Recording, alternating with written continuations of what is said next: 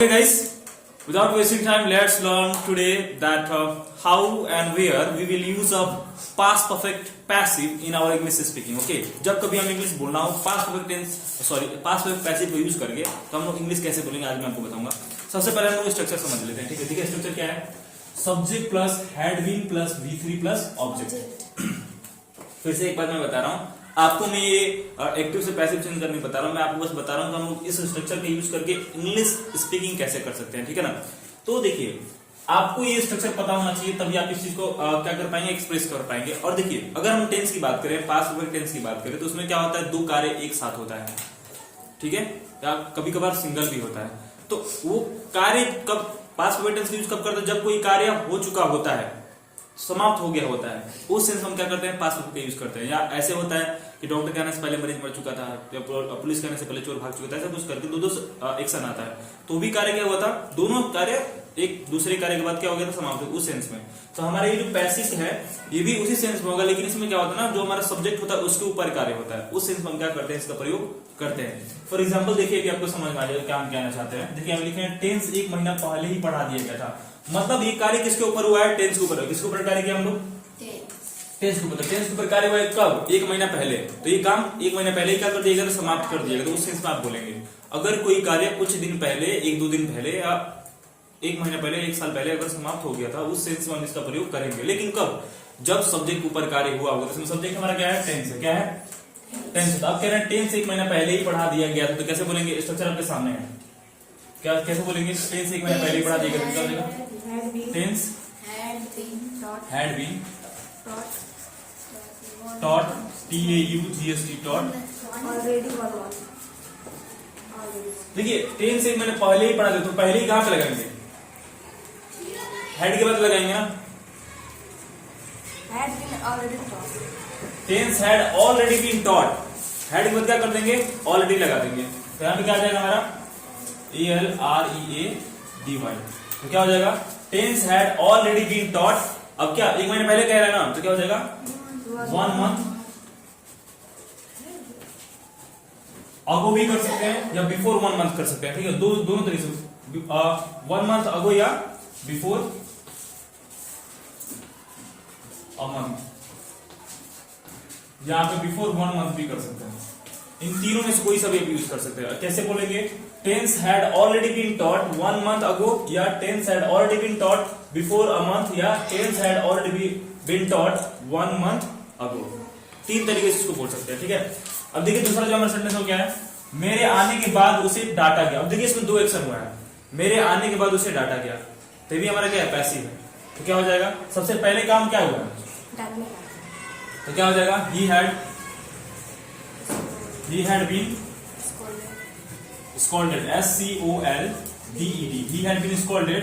अब मेरे आने के बाद आफ्टर आई केम। अब इसमें क्या लगेगा, दो स्ट्रक्चर लग जाएगा। क्या हो जाएगा, subject plus V2 plus object वाला भी हमारा फॉर्मूला इसमें क्या हो जाएगा, अप्लाई हो जाएगा। कह रहे मेरे आने के बाद उसे डाटा, क्या हो जाएगा, he had been scolded after I came. देख रहे हैं ना आपको कैसे बन रहा है।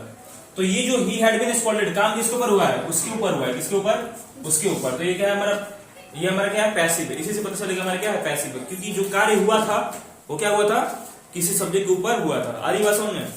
अब देखिए आप लिखे उसे पहले ही इसे समझा दिया गया था, या उसे पहले ही इसके बारे में बता दिया। तो समझाने का आपको पता ही कन्विंस्ड होता है। तो आप कह रहे हैं कि उससे पहले ही इसे समझा देगा। आपको कह रहे हैं कि मान लो कोई टॉपिक आपको पढ़ाया जा रहा है और आपको लग रहा है कि ये चीज आपको पहले से पढ़ा दिया गया, तो आप बोल सकते हो सर इसे हम लोगों को पहले ही बता दिया गया था। तो उसको भी किस पे बोलोगे, ऐसी इसी सेंटेंस पे बोलोगे। तो ठीक है, तो इसको पहले बनाते हैं, इसे पहले ही समझा दिया गया। तो क्या हो जाएगा, इसमें दो एक्शन हो नहीं रहा है, कोई एक ही एक्शन। क्या कर देंगे, इट, इसे पहले ही समझा देंगे। तो क्या हो जाएगा, it had been, it had, अब पहले ही क्या करते हैं, ऑलरेडी कर देंगे। तो हैड के बाद ऑलरेडी लगा देंगे, it had already been convinced, CONVENCED, it had already been convinced.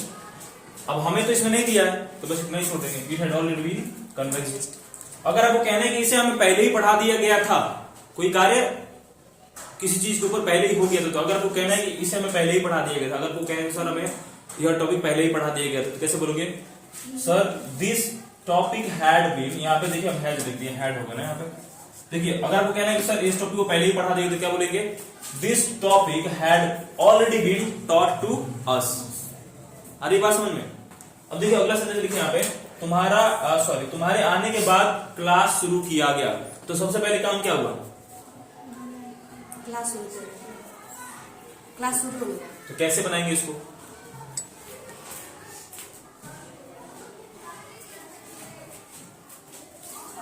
तुम्हारे आने के बाद क्लास शुरू किया गया, बताइए कैसे बनाएंगे? बताओ सरिता।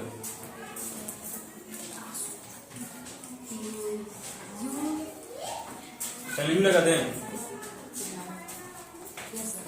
यू लगाते पहले, पता नहीं क्यों पता नहीं है? पहले पास्ट परफेक्ट में, उसके बाद पास्ट टेंस में। तो कैसे बनाएंगे बताइए, आप मुझसे पूछ रहे हैं, जल्दी बताइए। You had been started. ना, तुम्हारे आने के बाद क्लास शुरू किया गया। क्या हो जाएगा? तुम्हारे बाद क्लास क्या हो जाएगा? The class had been started after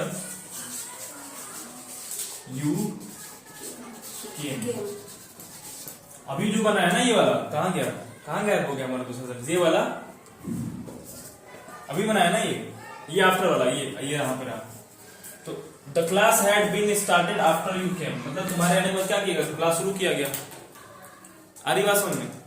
या एक और सेंटेंस मान लीजिए, हम आपसे बोल रहे हैं कि मेरे आने के बाद उसे डांटा गया। इसको कैसे बनाएंगे? मेरे आने के बाद उसे डांटा गया, सेम उसी चीज पे है ये भी। मेरे आने के बाद उसे डांटा गया, तो कैसे बोलेंगे? या सर के आने के बाद उसे डांटा गया, या सर के आने के बाद हमें डांटा गया, तो कैसे बोलेंगे? सर के आने के बाद हमें डांटा गया, तो क्या हो जाएगा? We had been scolded after sir came. बात समझ में आ रहा है? किसी का आने के बाद कोई कार्य हुआ तो पहले वो कार्य लिख देंगे जो पहले हुआ था, तो क्या हो जाएगा? We had been scolded after sir came, मतलब हमको सर के आने के बाद क्या किया गया? डांटा गया। समझ में आ रहा है सिचुएशन? अब देखिए यहाँ पे जो हमारा लास्ट सेंटेंस है हमारा है, मुझे पहले ही आमंत्रित किया गया था। क्या है सेंटेंस? मुझे पहले ही आमंत्रित किया गया था। तो कैसे बना देंगे इसको? I had already been invited. INVITED